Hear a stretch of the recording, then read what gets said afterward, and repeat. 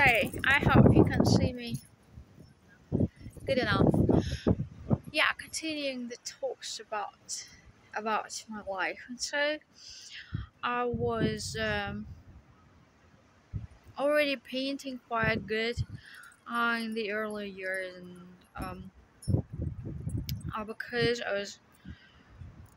I was quite introverted, I would say, as a child, maybe until now. I just really used to spend a lot of time on my own, and out of leisure, creating a lot of hobbies. So painting was just a hobby, and but I was very, very much admiring a lot of art objects made by all the very, very famous painters. At the same time, I was started to write short stories and diaries, and some even some years before, very vivid pen pal was started by me, a friend of mine, which was continued during 1 or 2 years. I was kind of a very funny replacement of a kitty for me, because I was writing and she was replying, because the kitty from Anne Frank was not responding, obviously. But yeah, it was a funny pen pal, which was allowing me to sharpen my tongue and to form um, my lyrics, or for my poetry and my writing style more precisely, if it is about Russian.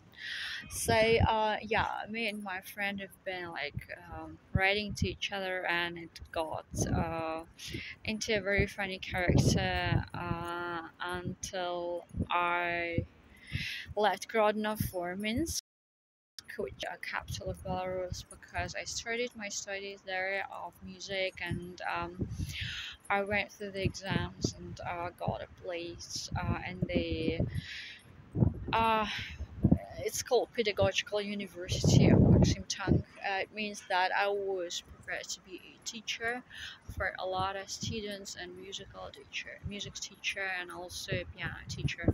So I started to study there, and it was a little bit of tragedy, or even a very bad and big tragedy, because I was some fragile 18 years old, and it was a Belarus, which was considered to be quite a dictator to that period of time, which is until now probably the truth. And I was quite hating every political dictator, and I would say that I was a little bit unhappy in Minsk, because all my family was away, and I didn't get the university I really wanted to get in.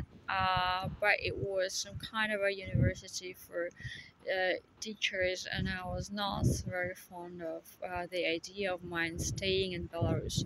So I really desperately wanted to fly away and to become an immigrant, because that was quite a big dream of my life, and I always knew that I'm going to be living abroad and visit every country in the world very easily, and it was a dream coming true.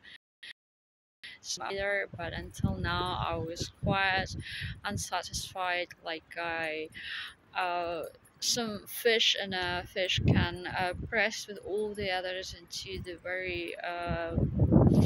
very, very weird university of music, which I quite liked that period of time, I have to say.